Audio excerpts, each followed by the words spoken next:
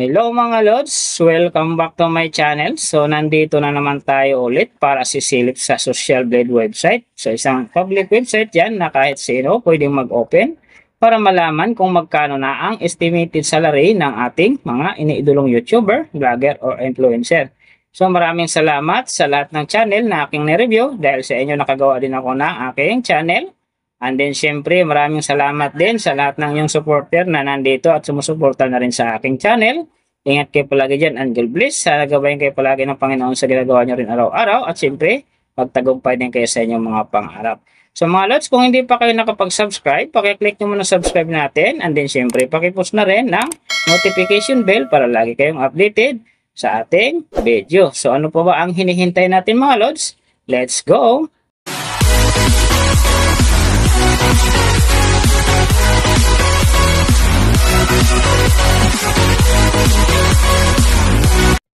So mga lords, yung sisilipin naman nating estimated salary ngayon ay walang iba kundi kay Alvin Cagas Vlog. So ang kanyang content is about sa billiard. So silipin nyo ang kanyang channel and then support nyo na rin mga lords.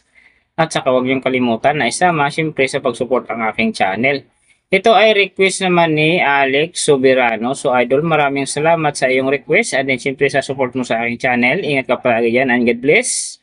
So sa ngayon mga lord, si Alvin Cagas ay mayroon ng upload videos na 1,129. And then mayroon na rin siyang subscriber na 44.3k. So may video views naman siya ngayon na 13,780,319.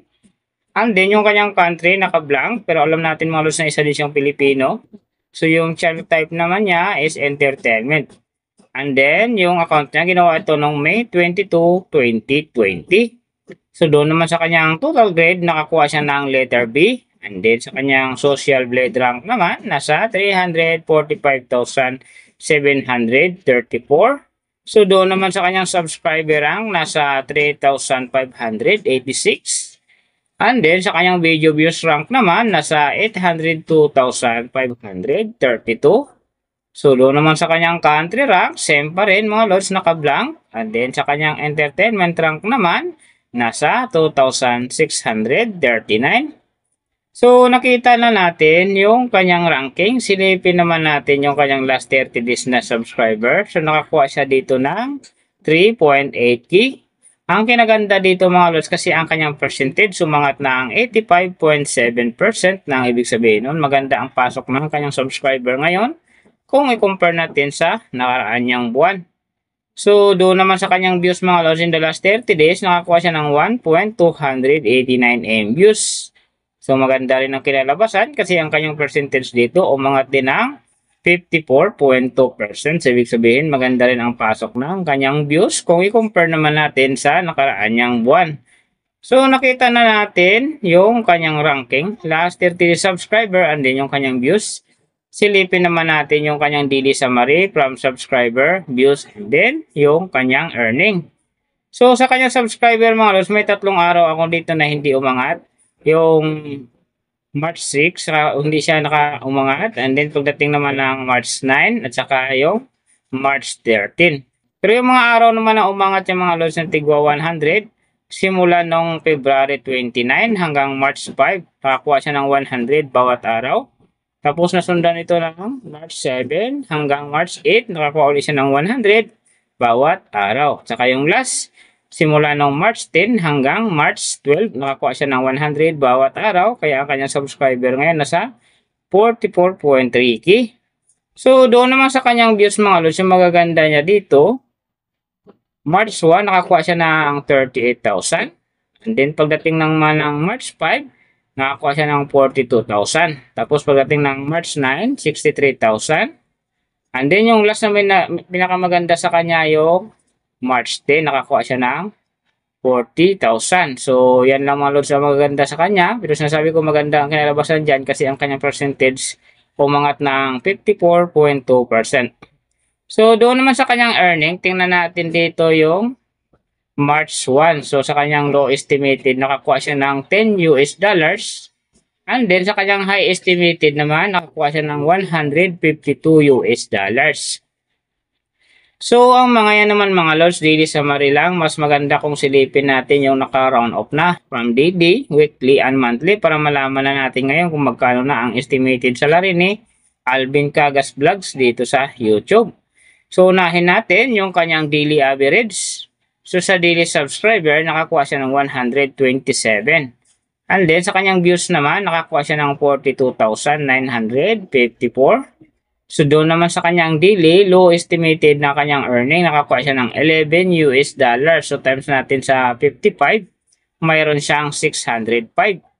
And then, sa kanyang daily, high estimated naman ang kanyang earning, nakakuha siya ng 172 US dollars.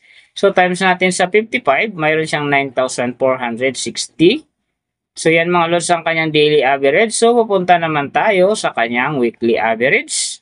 So, sa weekly subscriber, nakakuha siya ng 889. And then, sa kanyang views naman, nakakuha siya ng 300,678. So, doon naman sa kanyang weekly, low estimated ng kanyang earning, nakakuha siya ng 75 US dollars. So, times natin sa 55, mayroon siyang 4,125.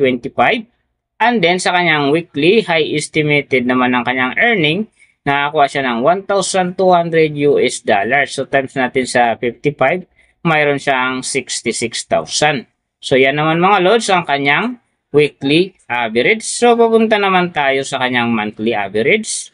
So, sa monthly subscriber, nakakuha siya ng 3.8K. And then, sa kanyang views naman, nakakuha siya ng 1,288,602.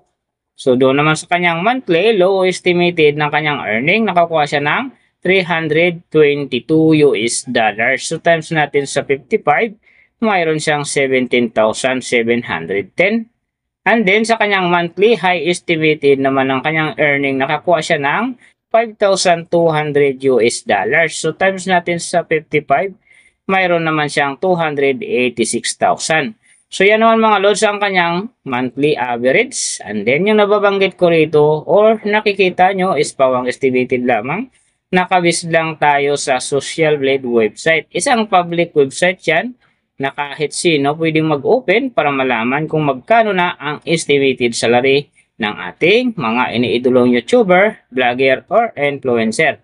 And then mga lods, like kung sinasabi, yung natutupad dyan, yung low estimated. Kasi nga, sinasabi ko, hindi talaga natin kayang i-demand sa ating mga viewers na huwag mag-skip ng ads. Pero pwede pa rin yung maging times 2, times 3, or maging times 4 pa yan kapag ang isang vlogger nakapagpa-viral ng kanyang video. Pero siyempre mga lods, kung supporter ka ni Alvin Cagas Vlog, huwag ka na mag-skip ng ads dahil big help yan sa kanyang channel at saka siyempre sa mga personal niya na ikain. Pero siyempre huwag nyo rin kalimutan na huwag na rin i-skip ang aking ads dahil big help niyan sa aking channel at saka siyempre sa aking pangarap. So mga lods, kung hindi pa kayo nakapag-subscribe, pakiclick mo na subscribe natin.